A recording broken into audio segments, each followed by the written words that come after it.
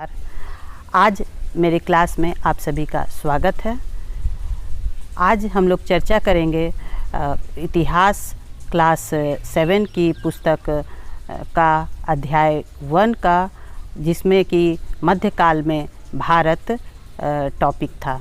इसमें हम लोग पहले भाग में चर्चा कर चुके हैं कि किस तरह से बदलाव आना शुरू हुआ, जिसमें कि नए नए राजनीतिक समूह आए, लोग जाति उपजाति इत्यादि में बंटने लगे और तकनीकी में भी बदलाव आया। आज हम लोग कुछ नई चीज़ें सीखेंगे, धर्म इत्यादि के बारे में क्या बदलाव हुआ और इन सब चीज़ों पर बात करेंगे बच्चों। तो चले क्लास में। फिर से हम लोग पुनरावृत्ति कर लें, है ना। तो मध्यकाल में नक्शा का एक महत्व था और उससे हमें जानकारी भी मिलती है। हम लोग अगर किताब को देखें तो अरब के भूगोलवेत्ता अल इंदरिसी के द्वारा बनाया गया एक नक्शा और 18वीं सदी के आरंभ में गिलाम द लिस्ले के एटलस नूवो के द्वारा, जो नूवो बना हुआ था, उस नक्शा के द्वारा हमें बहुत सारी जानकारी मिलती है। पिछली बार हम लोग पढ़े थे मध्यकाल में भारत में कौन कौन से महत्वपूर्ण परिवर्तन हुए थे। उसमें हम लोग 2 परिवर्तनों पर बात किए थे, जिसमें कि प्रौद्योगिकी में बदलाव और नए और सामाजिक समूह किस तरह से बनने लगे थे, अपना अस्तित्व बनाने लगे थे, उस पर हम लोग बात किए थे। तो बच्चों, आज हम लोग कुछ नई चीज़ों पर बात करेंगे और वो है धर्म के बारे में, ठीक है। तो हम लोगों को याद आ गया कि हम लोग पिछले बार क्या क्या पढ़े थे। अब बच्चों, धर्म जो है आस्था का विषय है। मध्यकाल में धार्मिक परंपराओं में बहुत ही परिवर्तन मिला। लोगों की जो आस्था होती थी वह सामूहिक होती थी और कहीं कहीं व्यक्तिक भी होती थी। सनातन धर्म था, जिसे आज हम हिंदू धर्म कहते हैं। यह सबसे पुराना धर्म है और इसकी 3 धाराएं हैं, शैव, शाक्त और वैष्णव। इसके अलावा और भी बहुत पंथ वगैरह आए। इन 3 धाराओं के मूल भाव में कोई भिन्नता नहीं है और बहुत कर्म कांड की भी आवश्यकता नहीं है। प्रेम, करुणा, शांति, सहिष्णुता इत्यादि हिंदू धर्म का मूल भाव है। भगवत गीता हिंदू धर्म का एक महत्वपूर्ण ग्रंथ रहा है और यहाँ आप देख रहे हैं कि कीर्तन में लोग सामूहिक रूप से कर रहे हैं। अब हम बात करें इस्लाम धर्म का। इसके प्रवर्तक मोहम्मद साहब थे। यह अरब की सरजमी पे इसका प्रादुर्भाव हुआ था, उत्पन्न हुआ था। धार्मिक ग्रंथ जो है कुरान शरीफ है और सल्तनत काल से ही कई शासकों के द्वारा इस्लाम धर्म के विद्वानों को संरक्षण दिया जाने लगा और समय के साथ हिंदू धर्म की तरह इस्लाम धर्म की भी व्याख्या अलग अलग रूप से की जाने लगी।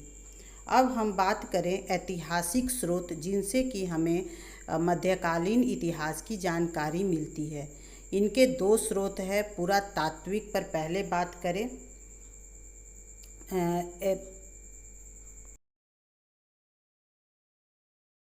कला इत्यादि आते हैं। इस काल में बहुत सारे स्मारकों का निर्माण हुआ। दक्षिण में राजाओं के द्वारा बहुत सारे मंदिर बनाए गए। सल्तनत एवं मुग़ल काल के शासकों के द्वारा कई मस्जिद और मकबरे बनाए। आपके सामने मकबरे के बहुत सारे चित्र हैं। इनमें से अधिकांश एक धरोहर के रूप में मौजूद हैं। पहले सिक्के भी चलते थे जो सोना, चांदी या कांसे के थे, जिससे उस शासक के साम्राज्य की आर्थिक स्थिति का पता चलता है।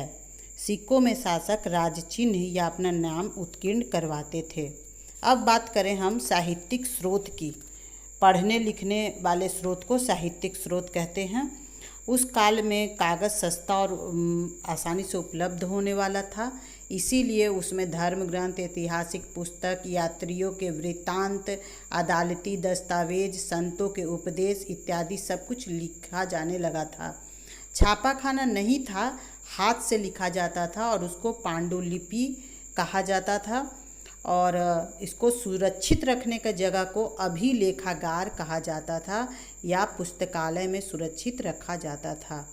ठीक है, तो अभिलेखागार का मतलब हुआ जहाँ दस्तावेज और पांडुलिपि को सुरक्षित संग्रहित करके रखा जाता था। अब हम बात करें तबकात। सामान्य इतिहास से संबंधित ग्रंथ को तबकात कहा जाता है, जिसमें विभिन्न वर्गों के बारे में ऐतिहासिक जानकारी दी जाती है। ठीक है, तो हम लोग इन महत्वपूर्ण शब्दों का मतलब समझ लिए। अब हम लोग अल-बेरूनी के बारे में जानेंगे। इतिहासकार अल-बेरूनी को खगोल, भूगोल, दर्शन सहित कई विद्याओं में महारत हासिल थी। उनकी पुस्तक तहकीक-ए-हिंद मध्यकाल की एक अत्यंत महत्वपूर्ण कृति मानी जाती है। उनका जन्म मध्य एशिया में हुआ था और उन्होंने भारतीय साहित्य का अध्ययन किया था। ठीक है, लोग अमीर खुसरो के बारे में भी बात करेंगे, लेकिन पहले बात कर लें मध्यकाल में झारखंड की क्या स्थिति रही। मध्यकाल में झारखंड दिल्ली या बाहरी सल्तनत के सीधे कब्जे से मुक्त था।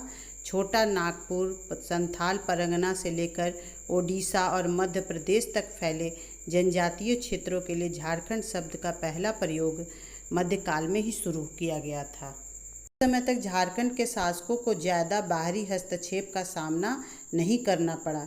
2-3 बार मुस्लिम फौज उत्तर पूर्वी झारखंड से होकर गुजरी। मध्यकाल के इतिहास में यह चर्चा खास तौर पर दर्ज है कि झारखंड में हीरे और सोना पाए जाते थे और यह सफ़ेद हाथियों के लिए प्रसिद्ध था। मध्यकाल में झारखंड को एकाकीपन के तोड़ने वाला बख्तियार खिलजी था। यह बंगाल पूर्वी क्षेत्र का केंद्र बना जब तो झारखंड बंगाल के ही अधीन रहा, यानी कि मध्य काल में झारखंड की स्थिति हम जाने।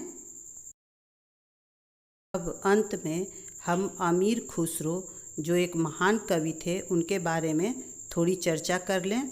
अमीर खुसरो मध्यकाल के एक महान विद्वान एवं कवि थे। उनका जन्म पटियाली नामक गांव में 1253 में हुआ था। सुल्तान बलबन के समय वे शासन के संपर्क में आए। उन्होंने 8 सुल्तानों का शासन देखा। वे प्रथम भारतीय लेखक थे जिसने अपने लेखन में हिंदी के शब्द और मुहावरों का खूब प्रयोग किया। वे इतिहासकार नहीं थे, परंतु उनके द्वारा जो रचा गया मसनवी है, दीवान है, उससे इतिहास के बारे में बहुत सारी जानकारी मिलती है। ठीक है, उन्होंने एक बहुत ही फेमस लाइन लिखा है, गर फिरदौस बर रुए जमी अस्त हमी अस्तो हमी अस्तो हमी अस्त।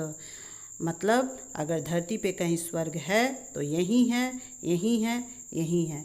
तो हमारा मध्यकाल का भारत ऐसा था। ठीक है बच्चों, अब हम अगले क्लास में अभ्यास कार्य करेंगे। तब तक के लिए विदा, और आशा है कि आप सभी समझ गए होंगे। सभी को धन्यवाद। ममता कुमारी तोप चाची से।